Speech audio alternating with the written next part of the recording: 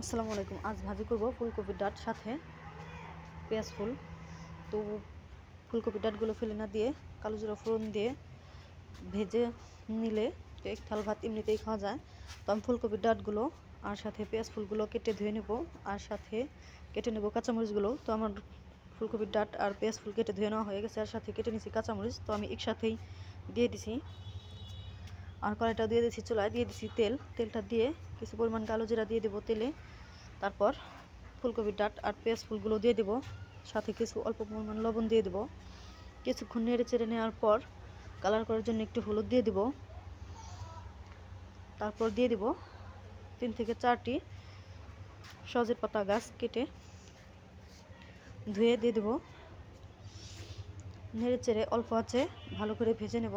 তো আমার ভাজিটা করা কিন্তু হয়ে গেছে, আর মাঝখানে আমি লবণটাও চেক করে নিছি, আর ভাজিটাও আলাদা বাটিতে বেড়ে নিছি। তো আপনারা ওইভাবে ভাজিটা করে খেয়ে দেখতে পারেন। তো খোদা হাফেজ, ভালো থাকবেন।